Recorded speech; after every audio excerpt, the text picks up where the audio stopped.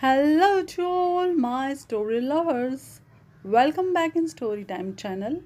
I'm Pallavi reading interesting storybook for you. Today I'm reading The Day When I Stopped Drinking Milk. From this book I read chapter number 5, Changing India, written by great Sudha Murty. Now let's go through it. It, it was 25 April 1979. The first time I went to the USA. My destination was Boston. It was the beginning of summer when I landed at Logan Airport. The days were long now, so there was still light outside, though it was late in the day. I saw that there was still some snow left on the ground, the last vestige of a long winter. I was last in the immigration queue. I had had a stopover in Paris, and the waiting period for the connecting flight had been long because India was not a frequently traveled to country. So I was tired after the 30-hour journey. When my turn came, the stern-faced immigration officer asked me for my passport and started questioning me. Lady, why have you come to the United States? I handed my passport over to the officer and said my husband is working for Tata General Computer Company and his duration of stay here is 8 months. He has already been in Boston for a month and I want to join him. That's why I have come here. How long do you want to stay? A maximum of 6 months. Are you working in India? If yes, show me your leave certificate and salary slip. Expecting these questions, I had brought those certificates with me and I showed them to him. How long will you stay in Boston? I will be here for a few months. My brother is in Berkeley and I want to visit him after that.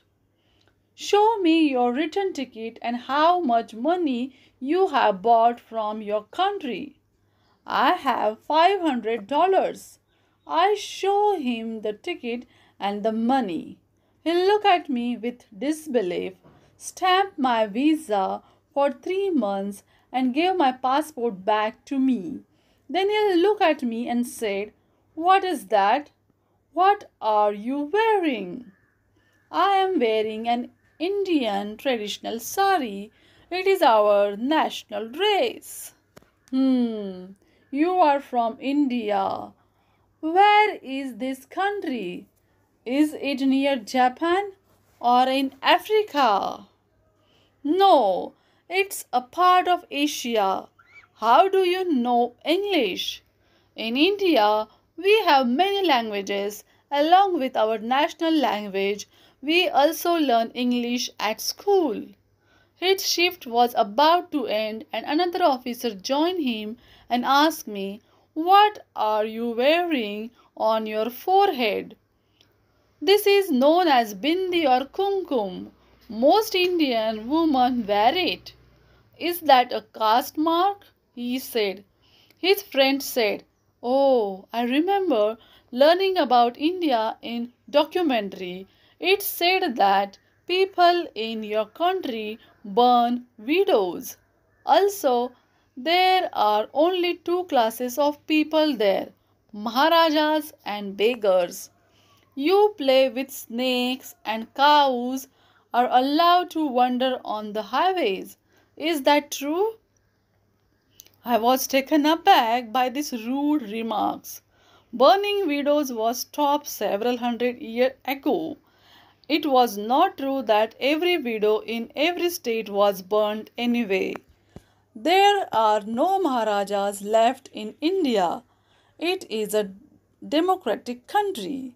In India, you see snakes only in the zoos or in the forest, just like in any other Asian country. Also, cows wander in village on the road but not on the highways. I explain patiently. Do you know an elephant? I laughed and said, it's not easy to own an elephant, but I have seen many. That's enough. You can go now. I thanked them and went to the customs counter. In those days, customs was very tough on visitors. A customs officer asked me, what did you bring from India? Oh, there are very few Indian stores here and we don't have a car. Hence, I have bought some masalas from home. The customs officer treated me like I was carrying diseases instead of masalas. He used a stick and asked me to point out and identify the masala. When I came out of there, I felt very dejected. I have always been proud of my country because of our history and 5,000 years of civilization. Even today, we continue the practice of Indus Valley civilization, but other contemporary civilizations of that time have disappeared from the face of the earth. Our contribution to science in the olden days was outstanding, and we were very good in astrophysics. We created music and dance forms and wrote books on them. We also generated enormous volumes of literature in the form of poetry, prose, and dramas. Our civilization has stored 2000-year-old inscriptions that indicate that we knew writing. Our monumental temples show the zenith of architecture, but for an outsider, we are nothing but a poverty stricken land of snake charmers and elephants, maharajas and beggars. It was not a good feeling. Years roll on. Infosys was formed along with many other companies in Bangalore. In time, Bangalore became the hub of the Indian software industry. The word Bangalore itself became synonymous with outsourcing. Today, Bangalore International Airport has many flights connecting directly to the USA and the rest of the world. Going abroad is as easy as taking a domestic flight. The next generation has become very confident, well traveled, tech savvy, and hardworking.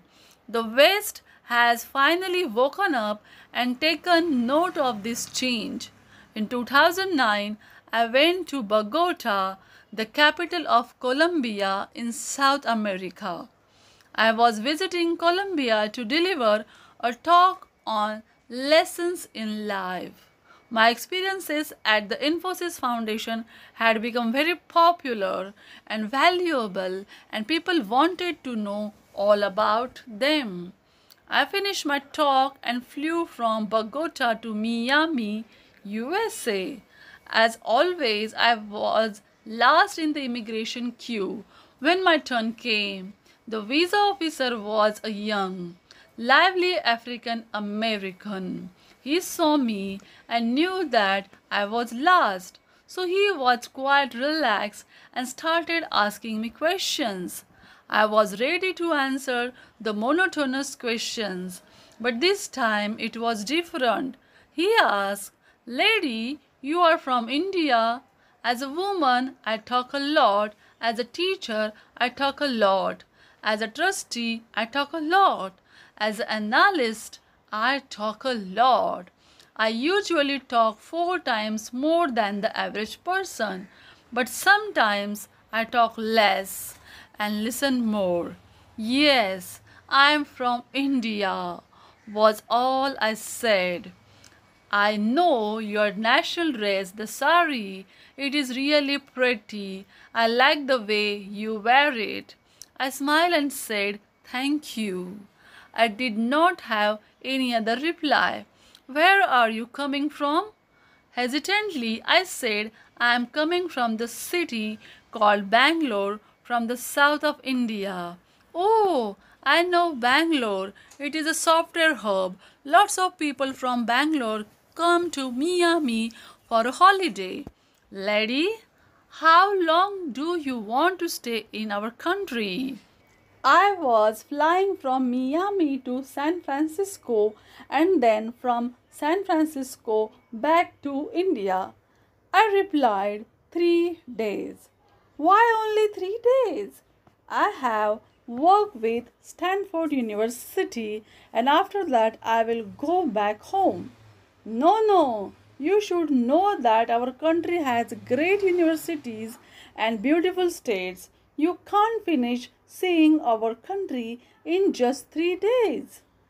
He stamped a 6-month visa on my passport and said, Can I ask you some questions? Anyway, you have a visa now. I nodded my head. How is that you Indian are so good? You are no nonsense people. Your name is never on the terrorist list. Most of you are very professional. I smiled proudly and said, We are trained to be that way. Now I started asking him questions. How do you know so much about India? Oh, it's not difficult. There are lots of Indian restaurants in Miami. On the weekends, I go there and eat. What do you like there? Good Indian food, tandoori chicken, chicken tikka, kebab, and biryani. He finished his work and got up. I collected my bags and he joined me as a walk to customs. You know, lady, I like Bollywood songs. He said, There are also Bollywood dance classes in Miami. By the way, I really like Kajol. She is very talented. By then, we had reached customs. It was really nice to meet you, lady. Have a good stay. As he walked away, I heard him humming, Suraj hua madham, chand chalne lagha, from the movie Kabhi Khushi Kabhi Gham in an American accent. As I walked on, the customs officer did not even look at me. He just waved at me. I found myself outside the airport with the passport in my hands. I was wondering what had changed in the last 30 years. It is not software alone, it is India in the eyes of the West. India is no longer a poverty stricken land of snake charmers and elephants.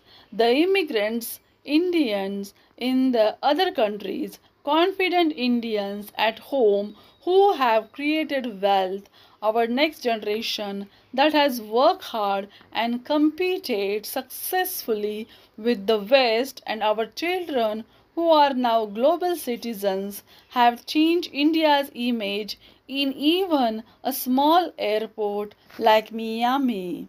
I smile as I look at my Indian passport. Do you like this experience? Then share with your friends and tell me in the comment box. Thanks for watching.